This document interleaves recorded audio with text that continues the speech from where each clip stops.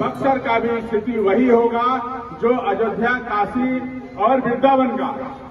ये समझ लीजिए कि बक्सर भी सुंदर बक्सर बनेगा, विकसित बक्सर बनेगा।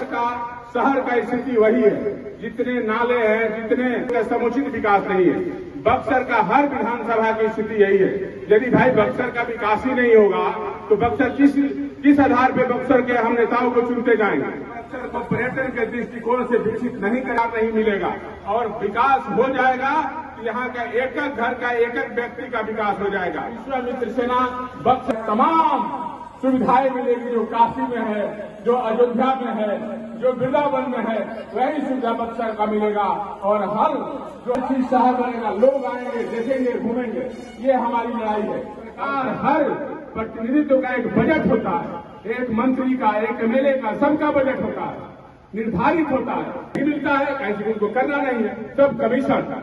अपना घर दिल्ली बम्बई में बनाना है लेकिन आपका विकास नहीं करना है। का प्रयास है कि बक्सर को अयोध्या, काशी और मथुरा और वृंदावन की तरह बक्सर का भी जो है इतिहास उसी तरह से हो। इसके लिए हम पूरा बक्सर में घूम घूम कर लड़ाई लड़ रहे हैं और आने वाला समय में आपको ये विश्वास दिलाते हैं कि बक्सर का भी स्थिति वही होगा जो अयोध्या, काशी और वृंदावन का।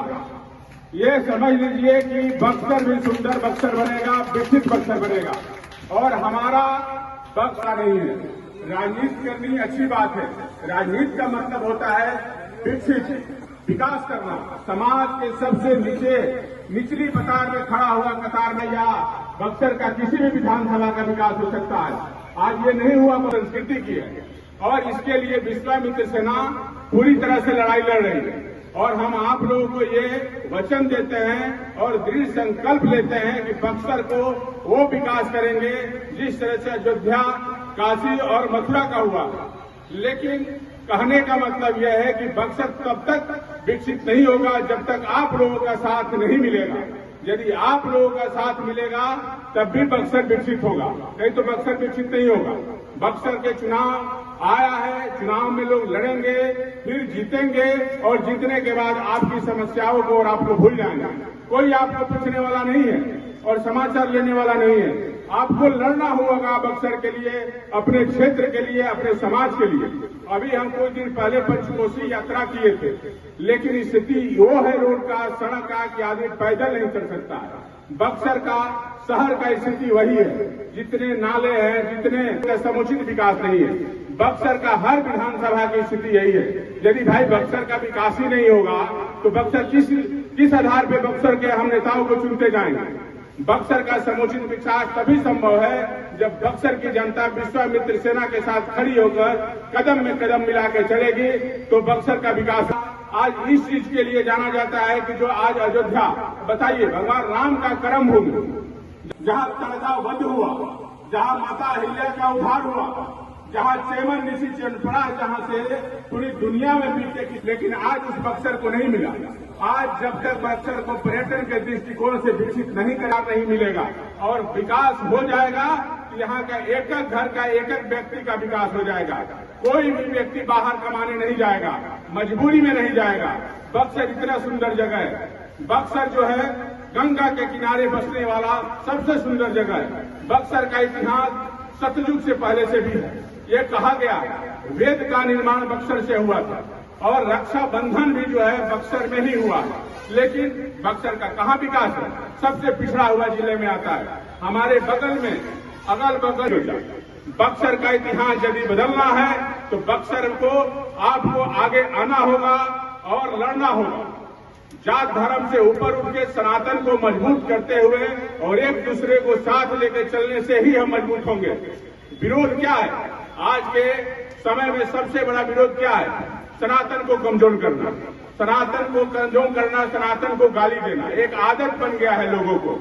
लोग अगड़ी और पिछड़ी को एक ऐसा हुआ बना दिए हैं और इससे सनातन को कमजोर करते हैं, गाली देते हैं, आपको गाली देते हैं, अपने धर्म को गाली देते हैं, जिससे कि आप हमेशा कमजोर रहें और आप हमेशा गरीब रहें। और देख लीजिए आज भी बक्सर का यही हाल है। तमाम जो है जिला आज विकास के रोड मैप पे है, लेकिन बक्सर का विकास अभी तक उस स्थिति में नहीं हुआ। यदि बक्सर का विकास हो जाए तो यहाँ भी हवाई जहाज उतरेगी, यहाँ भी एयरपोर्ट बनेगा, तो बड़ी बड़ी बिल्डिंगें बनेगी। लेकिन ये क्यों नहीं हुआ, ये सोचना होगा। इसलिए नहीं हुआ कि बक्सर जो है जिस चीज के लिए विकास करने के लिए जो नेता जो प्रतिनिधि यहाँ चुनाव जीतते हैं वो केवल अपना घर बनते हैं। हम तो ये कहते हैं इसमें से आप में से कोई एक आदमी उठिए, इसमें से और समाज के लिए लड़िए, सनातन के लड़िए, और जो विकास नहीं करता है उसका विरोध करिए। ये आपका हक है, डरिए मत, आप लड़िए, उसके खिलाफ लड़िए। डरने से कुछ नहीं होगा, अपने आप को मजबूत करिए और ये समाज का विकास होगा आपका क्षेत्र का। यही हमारी कमजोरी है कि हम लड़ते नहीं है। आज विश्वामित्र सेना आज बक्सर में विश्वामित्र पार्क बनने की फंड को अलॉट किया कि नहीं यह विश्वामित्र पार्क बनेगा, लेकिन मेरा ये नहीं है। हमारा कहना है कि बक्सर को महर्षि विश्वामित्र कॉरिडोर बनाइए, जैसे काशी की कॉरिडोर बना वैसे, और हमारे जितने अध्यात्म की जगह है बक्सर का उसको एक जगह दिखाइए, जिससे दुनिया भर के पर्यटन बक्सर में आए तो हमारे बक्सर को देखे कि विश्वामित्र जी की तपोभूमि यही है, भगवान राम का कर्म भूमि यही है, जहां से तड़का इस सनातन संस्कृति के उत्थान में विश्वामित्र सेना के साथ कंधे में कंधे मिलाकर साथ में खड़े रहिए, सनातन उत्थान की लड़ाई लड़िए। आने वाला ये जितने हमारे लोग हैं, हमारे आने वाली पीढ़ी है, उसके लिए हम लड़ रहे हैं। उसका समुचित विकास हो, बच्चों का भविष्य मिले, अच्छे हॉस्पिटल्स बने। आज कहीं भी सदर अस्पताल बक्सर का स्थिति देख लीजिए, कहीं का भी अच्छा स्थिति नहीं है। लेकिन आने वाला समय में यदि आपका सहयोग रहा तो विश्वामित्र सेना बक्सर तमाम सुविधाएं मिलेगी, जो काशी में है, जो अयोध्या में है, जो वृंदावन में है, वही सुविधा बक्सर का मिलेगा। और हर जो अच्छी शहर बनेगा, लोग आएंगे, देखेंगे, घूमेंगे। ये हमारी लड़ाई है और बक्सर को सबसे भाइयों अगले मैदान में खड़ा करना है। बिहार में सबसे नंबर 1 जिला बनाना है और सबसे सुविधा के एक एक व्यक्ति को रोजगार मिले। ये हम लड़ाई लड़ रहे हैं। इस लड़ाई लड़ने के लिए हम करने के बाद कहीं फिर दोबारा सड़क नहीं बनती है। सबसे बुरा हाल बक्सर का सड़क का क्यों है कि हमारे जो प्रतिनिधित्व करने वाले लोग हैं उनको कोई आपके विकास से मतलब नहीं है, उनको आपके सनातन संस्कृति की बात करने के लिए नहीं है। कभी कोई बक्सर की बात न विधानसभा में उठाया न लोकसभा में उठाया कि बक्सर किस लिए जाना जाता है, लेकिन विकास के नाम पर भी बक्सर सबसे पिछड़े हुए जिले में आता है। तो हमारा ये कहना है आप लोगों से, सबसे हाथ जोड़ के निवेदन है कि अपने बक्सर के लिए, अपने सनातन के लिए, अपने विकास के लिए आपको लड़ना होगा, आपको आगे खड़ा रहना होगा और आपको अधिकार है उन जनप्रतिनिधियों से पूछने का कि हमारा क्षेत्र में विकास क्यों नहीं हुआ। क्या बार आपकी ताकत आती है वोट में, एक ही बार ताकत आती है जो सबको आपके सामने आके झुकना पड़ता है, केवल वोट की ताकत। लेकिन ये वोट जब कोई मांगने आता है तो ये आप पूछने का अधिकार है, ये आपका हक है कि भाई काहे नहीं हमारा विकास हुआ, हमारा क्षेत्र का विकास काहे नहीं हुआ, हमारा सामाजिक उत्थान क्यों नहीं हुआ, हम क्यों वर्षों से पिछड़े हुए हैं, इसका कारण क्या है ये बताइए। आप वोट देते हैं, जीतते हैं, घर बनाते हैं, मकान बनाते हैं, हम तो कभी ये नहीं कहते हैं कि आप हमारा क्षेत्र का विकास कर दीजिए, हमको सुविधा हो दीजिए। जो अच्छे शहरों में सुविधा प्रदान होती है यह आपका अधिकार है, आप प्रतिनिधित्व करते हैं, आपको इसीलिए चुन के भेजते हैं कि जनता के सेवक के रूप में आप जाते हैं। लेकिन कभी भी हमारे क्षेत्र का और हमारे समाज का ये लोग बात नहीं करता। इसलिए हम सबको ये बात कहते हैं कि आप लोग अपने समाज के लिए एक व्यक्ति खड़ा होइए। विश्वामित्र सेना ये संकल्प लेती है कि आपके साथ खड़ा होगा, एक युवा आइए और इस समाज को बदलने का प्रयास करिए। समाज अपने आप बदल जाएगा, किसी की जरूरत नहीं है। एक युवा आइए, कोई एक युवा निकले और विश्वामित्र सेना के साथ जुड़े, देखिएगा क्या क्रांति होगा। डरने की जरूरत नहीं है, यह आपका अधिकार है, कभी डरिएगा, आपका क्षेत्र का सबसे समुचित विकास होगा। तो मैं ये चाहता हूं कि जो भी युवा है वो आए, विश्वामित्र सेना के साथ जुड़े और मुद्दा को उठाए, डरे नहीं। हम आपके साथ हैं, विश्वामित्र सेना आपके साथ है। हमको अभी चुनाव में कोई राजनीतिक पार्टी नहीं है, हमको चुनाव अभी नहीं लड़ना। बहुत लोग कहते हैं कि भाई विश्वामित्र सेना हो सकता है कि चुनाव लड़ेगी, लेकिन मैं आप लोगों को यह कह देना चाहता हूं कि मैं अभी चुनाव लड़ने का कोई इश्यू नहीं है। हम बक्सर का विकास की लड़ाई लड़ रहे हैं, आपको जगाने आए हैं। या फिर देखिए, ये पहला ऐसा संगठन है जो आपको जगाने के लिए घूम रहा है। ये सब युवाओं को देख हमको दुख होता है। अरे हम लोग तो जब स्थिति था हर आदमी बाहर कमाने जाता है, हम भी बाहर कमाने गए, जहां भी गए संसाधन जुटाए, ताकतवर बने, तो अपने बक्सर के लिए लड़ रहे हैं। बक्सर हमारा परिवार है, हमारा समाज है, हमारा घर है। उस बक्सर के होकर निकले हैं हम, तो हमको दर्द है कि हमारे बक्सर से हमारे लोग कैसे जाते हैं बाहर कमाने के लिए, रोजगार के अभाव में जाते हैं, और उसके बाद उनको कितनी तकलीफें होती है, ये कोई पूछने वाला नहीं है। सरकार हर प्रतिनिधित्व का एक बजट होता है, एक मंत्री का, एक एमएलए का, सबका बजट होता है, निर्धारित होता है, नहीं मिलता है, ऐसे उनको करना नहीं है। सब कमीशन, अपना घर दिल्ली बम्बई में बनाना है, लेकिन आपका विकास नहीं करना है। इसलिए हम यही चाहते हैं कि आप लोग सनातन संस्कृति के साथ साथ सामाजिक उत्थान की भी बात करिए। बक्सर सनातन के लिए जाना चाहता है, भगवान राम की कर्म भूमि है, भगवान राम की कर्म भूमि है। पहली बार भगवान धर्मयुद्ध जो है अपना आगाज इसी बक्सर से किए थे।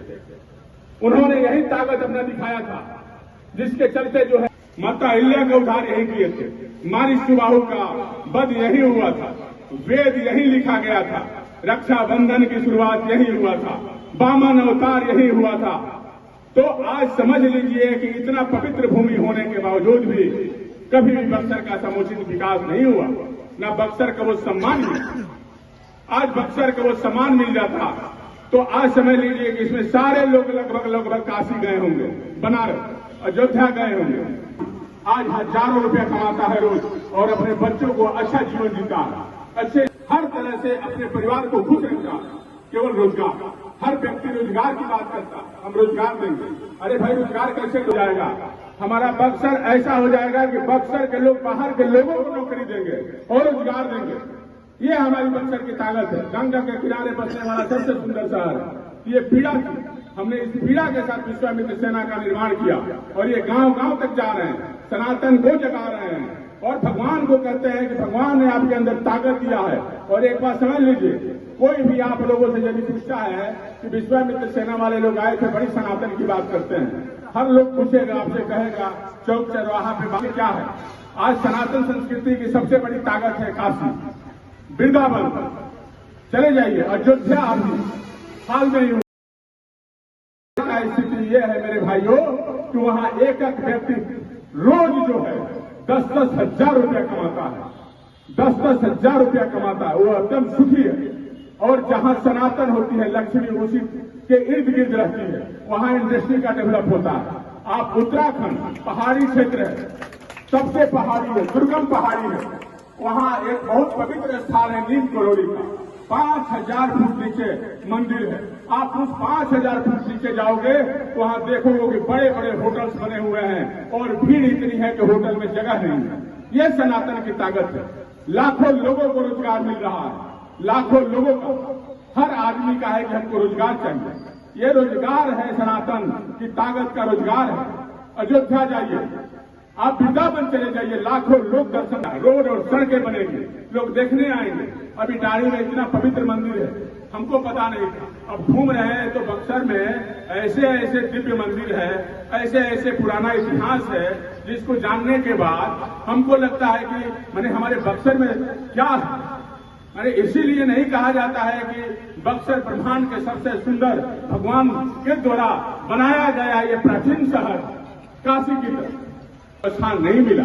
पर्यटन के अलावा बक्सर में कोई विकास नहीं है मेरे भाइयों, संभव नहीं है। और बक्सर का पर्यटन का जो महत्व विश्वामित्र कॉरिडोर जब बन जाएगा और भव्यता बनेगी तो पूरा हमारा बक्सर ही नहीं, पूरा शाहाबाद चमक जाएगा और हर व्यक्ति को रोजगार मिलेगा।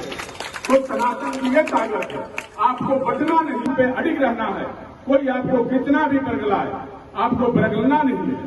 आप अपने आप में मजबूत बनेंगे तो एक ऐसा भी समय आएगा कि आप सबसे सुखी बक्सर बनेगा, सबसे सुखी बक्सर बनेगा, बिहार का सबसे सुंदर और सबसे नंबर 1 जिला बनेगा और देश। इसलिए हम आप लोगों का साथ मांगने आए हैं कि आप लोग विश्वामित्र सेना के साथ जुड़िए। और आने वाला समय में हम हर जगह कह रहे हैं कि आने वाला समय में एक नंबर हम जारी करने जा रहे हैं, जिसपे कोई भी गरीब आदमी, कोई भी परेशान आदमी, कोई किसी को परेशान सदस्य जो है आपको मदद करेंगे, सरकार से लेकर सिस्टम तक। आपको लड़ने में आपको तकलीफ नहीं होगी। विश्वामित्र सेना के सदस्य जो है ये लड़ेंगे, सरकार से, सिस्टम से लड़ेंगे और आपको कोई कमजोर नहीं कर पाएगा, कोई धमका भी नहीं पाएगा।